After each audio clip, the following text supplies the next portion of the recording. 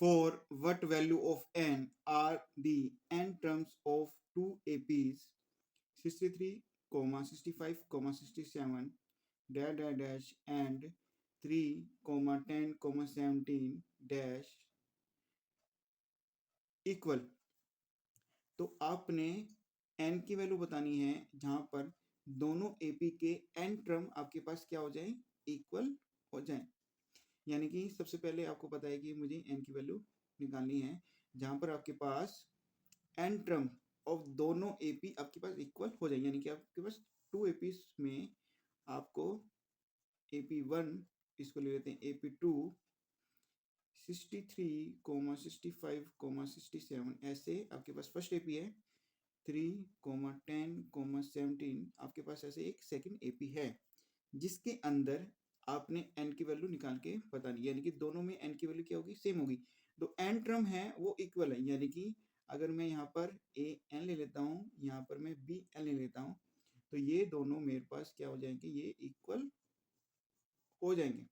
तो उस कंडीशन के अंदर आपने इस n की वैल्यू निकाल के बतानी है।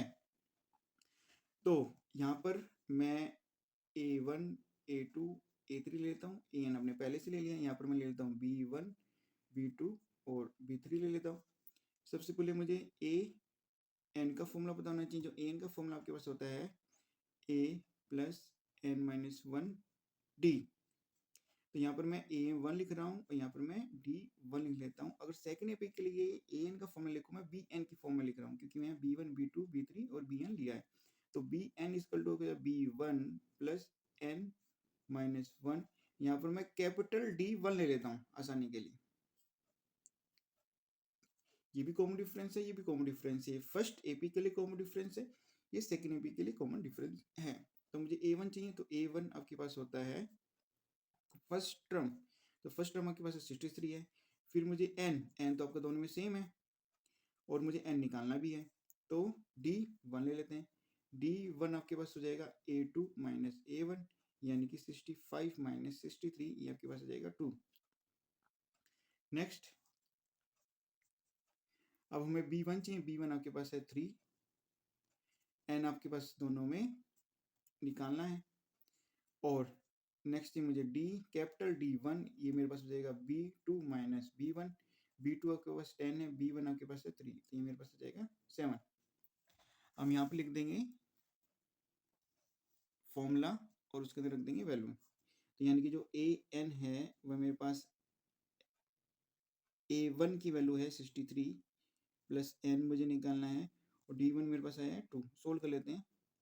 63 प्लस 2n माइनस 2, तो ये मेरे पास हो जाएगा 61 प्लस 2n हो जाएगा।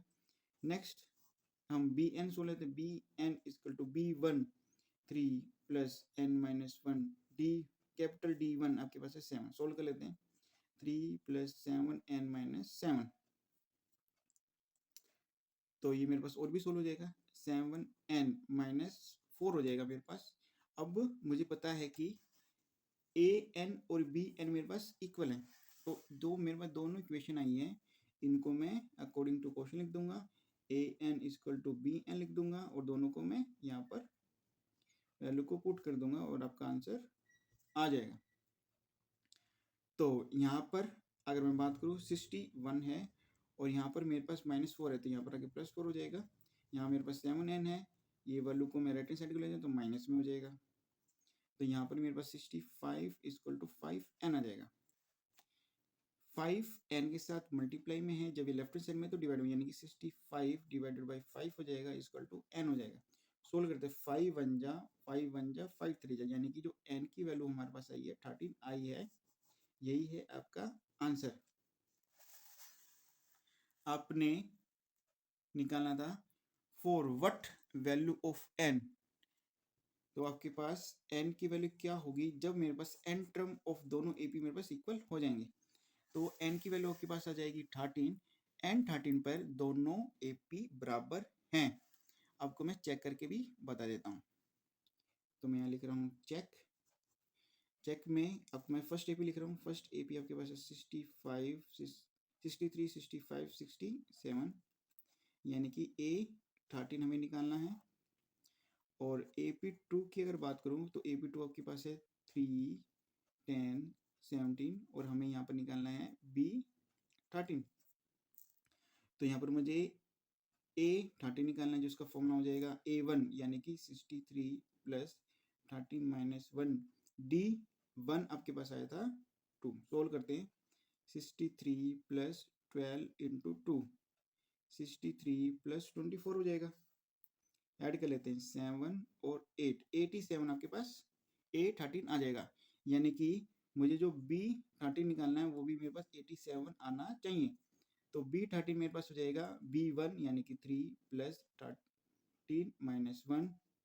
कैपिटल D1 आपके पास आया था 7, तो ये मेरे पास आएगा 3 प्लस 12 इंटू 7 14 और ये मेरे पास 84 प्लस 3 हो जाएगा। दोनों को सोल्व करेंगे तो मेरे पास आ जाएगा 87। आपने देखा तो B13 भी 87 है और A13 भी 87, यानी कि आपके पास